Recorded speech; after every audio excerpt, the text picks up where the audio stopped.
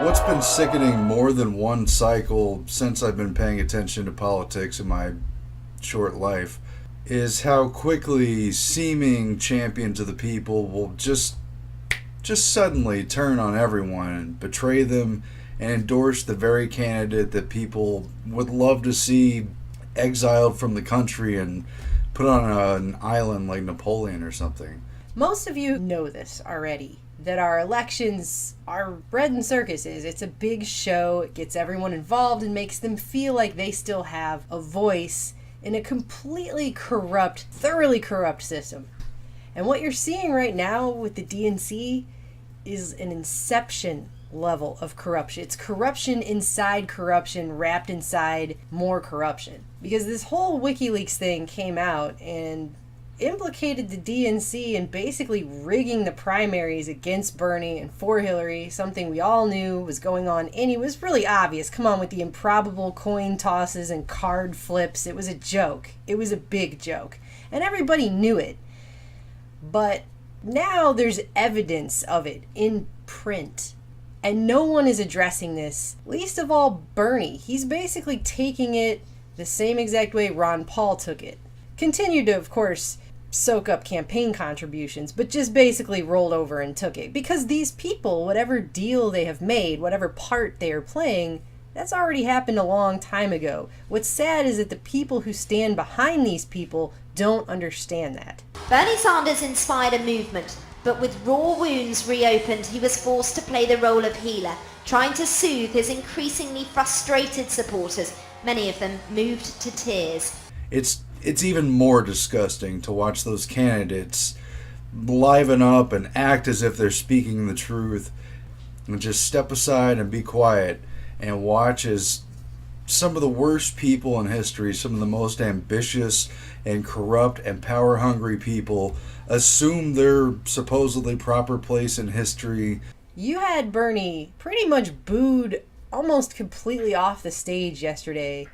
We have got to defeat Donald Trump, and we have got to elect Hillary Clinton and Tim Kaine.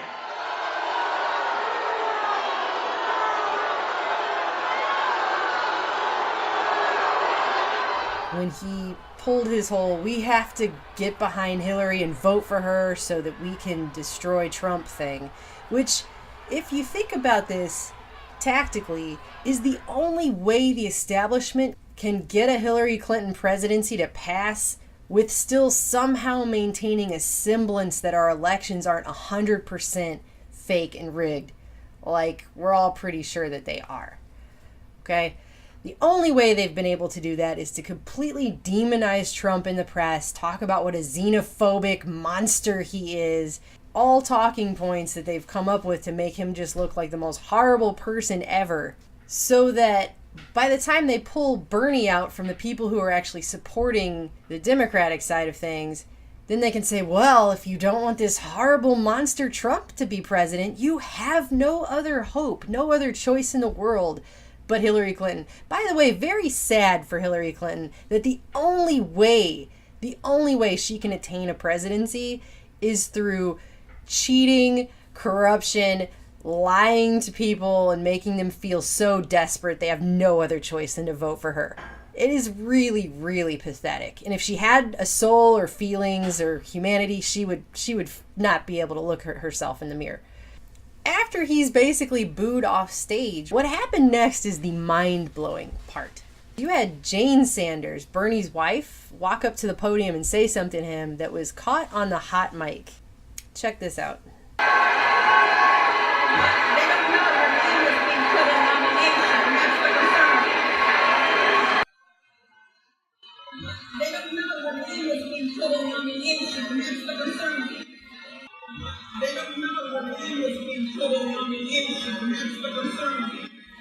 They don't know your name is being put in nomination.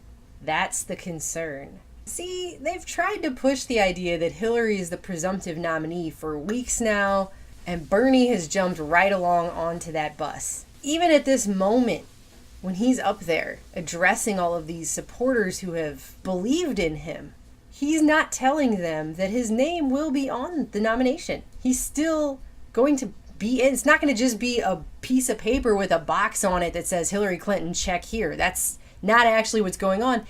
He knows it, and he's standing up there telling them to vote for Hillary and not telling anyone anything. He's not addressing WikiLeaks, and he's not telling them that his name is going to be put in nomination.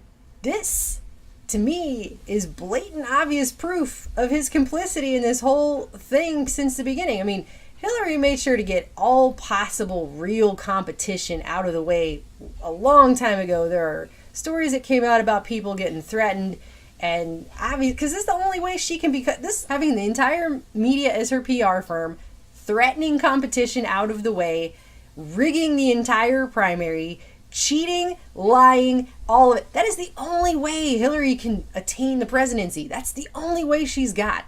And Sanders has obviously been on board with this. And all these people want to come out and say, but his voting record, he's such a stand-up guy. He's getting on in the years, okay? And maybe he decided to take a deal. But you can't see this hot mic, see what just went down there, and ignore it.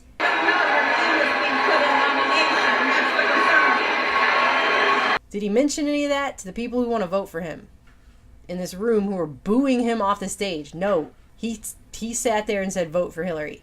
And Hillary obviously knows the fix is in for her and has known forever. I will be the nominee for my party, Chris. That is already done, in effect. There is no way that I won't be. Hillary keeps Debbie Wasserman Schultz around the same way a bridezilla keeps around ugly bridesmaids because she does not want to be outshined by someone. The scary troll woman Wasserman Schultz was forced to resign.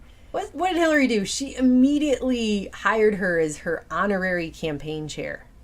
Why?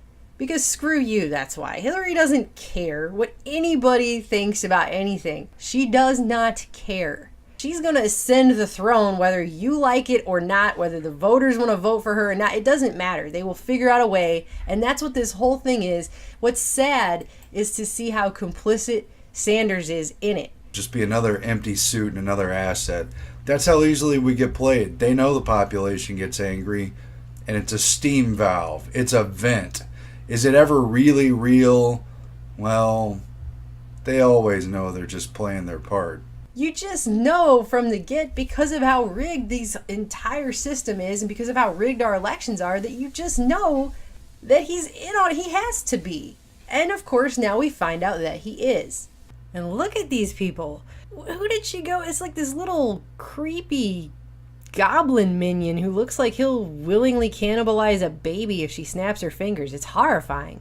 Actually makes me kind of proud to be an American, to see people not sitting down and taking it and shouting and booing and trying to say, no, we're not going to step aside and let someone as awful as this take over the country. But what a letdown with these so-called leaders, with these misleaders.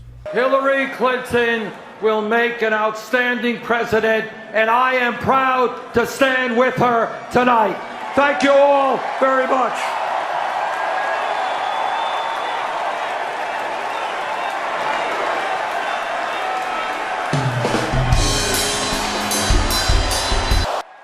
Attaboy. I knew he'd stay on script.